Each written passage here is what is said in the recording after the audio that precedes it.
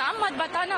मैंने बाद में देखा वहाँ पे एक फैमिली थी, मुस्लिम फैमिली, वो मैगी खा रही थी और सब एक साथ ही खड़े थे और जो भी वहाँ पे थे वो पुलिस या आर्मी के गेटअप में थे। तो उन्होंने ऐसे ही नाम बताया, लेकिन वो अलग नहीं हुए। उन्होंने बोला हिंदू और मुस्लिम अलग हो जाए, वो अलग नहीं हुए, सबको मार दिया उन्होंने, फिर सबको मार दिया। इस अटैक में जो पहलगाम अटैक हुआ, उस अटैक में उसकी मृत्यु हुई और वो अपने जो है अंतिम सांसें ले सका।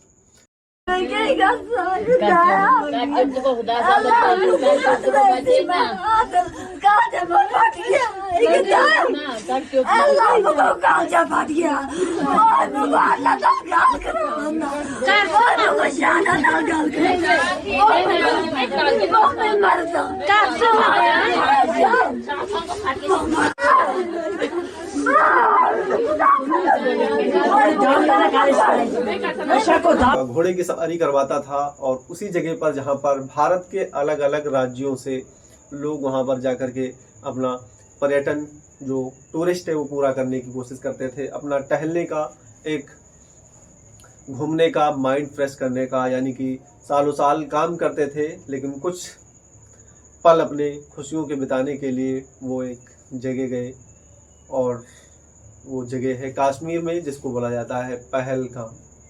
उस जगह पे घूम रहे थे, घूमने की उनकी प्रक्रियाएं चल रही थी। कोई 2 दिन से था, कोई 4 दिन से था, कोई 5 दिन से था और कोई 10 दिन से वहां पर रह रहा था। अलग अलग राज्यों से, अलग अलग स्टेट से लोग वहां पर पहुंचते थे। लेकिन एक दिन ऐसा हुआ जो 22 तारीख थी, यानी कि 22 अप्रैल, और 22 अप्रैल को कुछ ऐसा अटैक, ऐसा गोलियों की झंझनाहट, गुनगुनाहट से लोगों को, उनकी जब नंबरिंग यानी उनकी गिनतियां की गई तो 27 से 28 लोगों की मृत्यु हुई। उनके बॉडी 100 पड़े हुए थे और उसमें कुछ ऐसे भी लोग थे जिनकी कुछ दिन पहले शादी हुई और वो शादीशुदा वहाँ पर पहुँचे टहलने के लिए पर्यटक बन करके, और वो अपने जीवन की आखिरी सांसें वहीं पर छोड़ चुके थे। यह घटना कश्मीर के पहलगाम की, और मैं BWC वाला आपके सामने और आपसे बात करने के लिए आया हूं कि एक्चुअल में इसकी सच्चाई क्या है, क्या घटनाएं हैं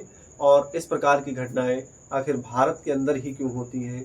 और अक्सर करके ये घटनाएं हिंदू मुस्लिम मुद्दों पर होती हैं। यहाँ तक कि बताया गया है कि वहाँ पर जब फायरिंग हुई तो जो टेररिस्ट थे, आतंकवादी थे, वो हिंदू और मुस्लिमों को अलग अलग लाइन में खड़ा करके उनको गोलियों से भून दिए और वो शहीद हो गए वहाँ पर। ये इसकी क्या एक्चुअल में ये सच्चाई है, क्या इसकी घटनाएं हैं, इस प्रकार के मुद्दे पे हम आपसे बात करेंगे।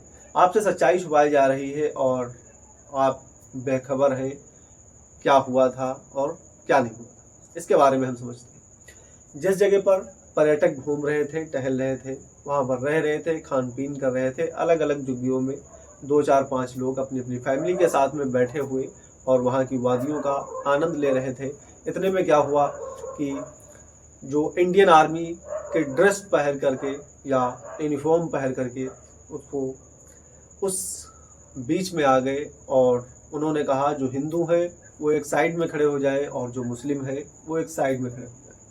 अब जितने पर्यटक थे वहाँ के, उनको ये नहीं पता था कि ये हमारे पे अटैक करने वाले हैं, यानी कि टेररिस्ट हैं या इंडियन आर्मी के लोग हैं। मैं एक सवाल आपसे यहीं पर बताता चलूं कि वो जो टेररिस्ट या जो आतंकवादी इंडिया के अंदर आए तो आखिर कौन से रास्ते से आए? उस बॉर्डर की जो मिलिट्री थी या उस बॉर्डर की या उस बॉर्डर लाइन के जो आर्मी थी, वो आर्मी उस टाइम पर कहाँ थी? सबसे ज़रूरी और सबसे अहम सवाल आपके सामने। फिर इसके बाद में जब वो ड्रेस या यूनिफॉर्म धारण करके वहाँ पर पहुँचते हैं और उन पर्यटकों से बताते हैं कि जो हिंदू है वो इस साइड में हो जाए और जो मुस्लिम है वो इस साइड में हो जाए। कुछ लोग यहाँ तक भी बताते हैं कि पैंट को उतरवा करके भी चेक किया गया है। तो इस प्रकार की अफवाहें ना फैलाएं तो ज़्यादा ही बेहतर होगा, क्योंकि लोगों को क्या होता है, इसमें भड़काने वाली बातें हो रही हैं और भारत में 2 पार्टियां अलग अलग प्रकार से हो जाएंगी कि ये जो टेररिस्ट होते हैं इनका धर्म भी होता है, इनकी जात होती है। मैं आपको बताना चलूं बताता चलूँ कि इनकी ना तो कोई जाति होती है और ना तो इनका कोई धर्म होता है, और ये किसी को नहीं पहचानते हैं कौन किस जाति से बिलोंग करता है। बट एक सच्चाई जरूर है कि पहलगाम में ऐसी एक घटना हुई जिसमें हिंदुओं और मुस्लिमों को अलग किया गया।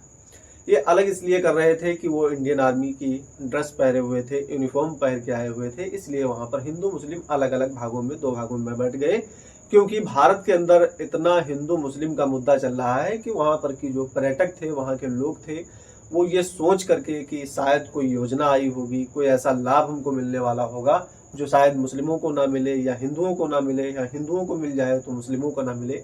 इसलिए वो जो अटैक की घटना कुछ क्षण पहले की मैं आपको बात बताना चाहता हूँ, इसलिए वो हिंदू और मुस्लिम अलग अलग हो गए, क्योंकि भारत के अंदर बहुत ज़्यादा मस्जिद की खुदाइयाँ होती हैं और वक्त पे घमासान चल रहा था उसी टाइम। कुछ दिन पहले की घटनाएं हैं जिसकी वजह से पूरे भारत में हिंदू मुस्लिम का जो ये बयानबाजी चल रही थी, और उसी कुछ दिनों के बाद में पहलगाम में ये अटैक की घटना, पहलगाम की घटना हुई, जिसमें क्या हुआ, दोनों प्रकार के पर्यटक वहां पर अलग अलग कैटेगरीज के लोग थे, हिंदू भी थे, मुस्लिम भी थे, इनको अलग अलग किया गया और इनसे पूछा गया। अब वो कंफ्यूज थे क्योंकि उनको ये पता था कि शायद कोई ऐसा लाभ या ऐसी कोई योजनाएं हों जिससे शायद हिंदुओं को दी जाए या मुस्लिमों को दी जाए। ये तो किसी को नहीं पता था क्या होने वाला था, ये तो एक अनहोनी हुई है और ये अचानक से सडनली अटैक हुआ। वहाँ पर एक छोटा सा बच्चा था जिसने वहाँ की सारी घटनाएं देखी, और वहाँ की महिलाओं ने भी, जिनके हस्बैंड्स या जिनका ब्रदर्स या जिनके फैमिली के लोग वहाँ पर गोलियों से भून दिए गए, वो महिलाएं क्या बताती हैं आप जरा सुनिए। नाम मत बताना।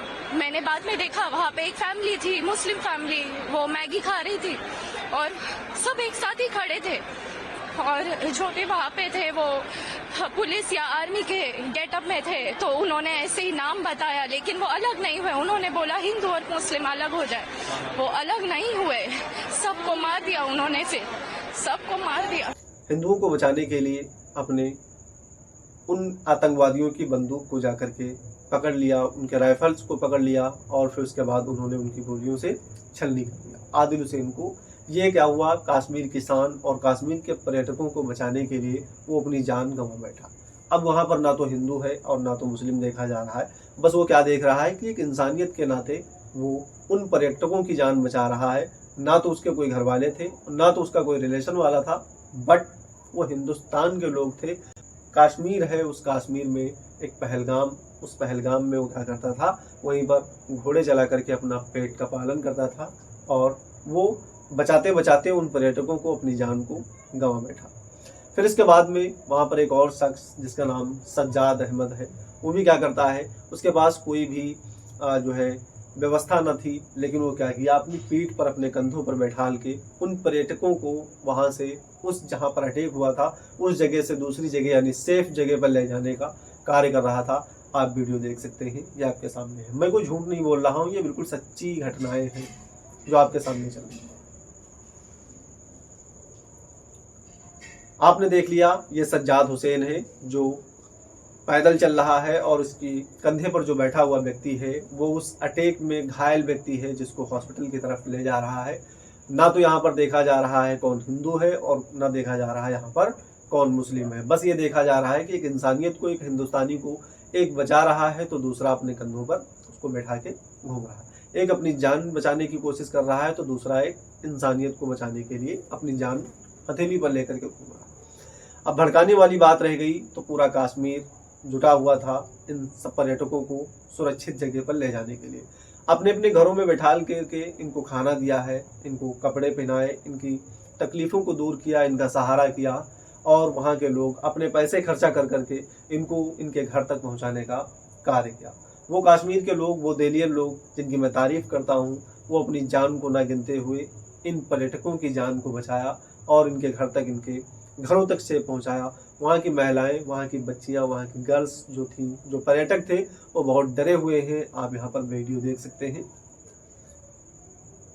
ये कह रही हैं कि हमको घर हमारे भेज दिया जाए। मुझे ऐसा लगता है कि शायद मेरे साथ रास्ते में कुछ ना हो जाए और मैं मर जाऊं, इसलिए मुझे सेफ तरीके से पहुंचा दिया जाए। उस टाइम पे वहाँ की जो सुरक्षा थी वो कहाँ है और किस प्रकार से, कौन से ख्यालों में डूबी हुई थी। क्या किसी वक्फ बोर्ड पे चर्चा हो रही थी, या किसी मस्जिद की न्यू खुदाई के बारे में चर्चा हो रही थी, या किसी राज्य का चुनाव चल रहा था, ये तो मुझको नहीं पता है। बट ये ज़रूर पता है कि ये जो मासूम लोग हैं इनको क्यों सताया जा रहा है, इनको क्यों राजनीति का शिकार बनाया जा रहा है। इनके लिए कुछ होना चाहिए और इनके जो ये अटैक करने वाले हैं टेररिस्ट, इनको जड़ से निचोड़ करके फेंक देना चाहिए। जिस प्रकार से आतंकवाद, मेरा कहने का मतलब ये है, इनको बिल्कुल जड़ से नस्तो नाबूद कर दिया जाए, इनसे कोई रिलेशन ना रखा जाए। चंद पैसों के लिए अपने ईमान को बेच देते हैं इसी भारत के गद्दार। बहुत ऐसे भारत के गद्दार हैं जिस प्रकार से अंग्रेज़ों को इन्होंने चंद पैसों के लिए, चंद सिक्कों के लिए, चंद ओहदे के लिए अपना ज़मीर बेच करके उनको भारत के अंदर एंट्री दिखाई। उसी प्रकार से और पूरे देश को गुलाम बनाने में इन्हीं भारतीयों का काम था। और वही भारतीय आज अलग अलग कंट्रीज से मिलकर के भारत के अंदर अटैक करवाते हैं। इनको निकाल करके और इनको बीच चौराहे पर खड़ा करके इनको गोलियां मार दी जाए, जिस प्रकार से उन 28 लोगों के सीनों में गोलियां दागी गई हैं। जिस प्रकार से भरी हुई मांगों को उजाड़ा गया है, जिस प्रकार से बिलखते हुए बच्चे रो रहे हैं, उस प्रकार से इनको भी यह बता दिया जाए कि ये टेररिस्ट और मिला कोई अपना ही होगा। क्या कहते हैं, एक शेर किसी ने लिखा है कि सच्चाई छुप नहीं सकती है बनावट के वसूलों से, सच्चाई छुप नहीं सकती है बनावट के वसूलों से, और खुशबू आ नहीं सकती है कागज के फूलों से। तो हमेशा ध्यान रखना, ये जो बेगुनाहों और मासूम लोगों की जाने जा रही है, ये एक नए दिन रंग जरूर लाएंगी और ये आपसे जवाब मांगेगी। इसी भारत की जनता आपसे जवाब मांगेगी जो इनमें छुपे हुए हैं गद्दार, उनके साथ। ये हो सकता है आज उनके साथ हुआ है, कल शायद तुम्हारे साथ भी ये हो। मिलते हैं नेक्स्ट वीडियो में। पढ़ाई करते रहिए और मैं BWC वाला और बायोलॉजी एजुकेटर्स, फिजिक्स, केमिस्ट्री और बायोलॉजी, बॉटनी प्रयास करता हूँ, बच्चों को तैयारी करवाता हूँ क्लास 10th, क्लास 12th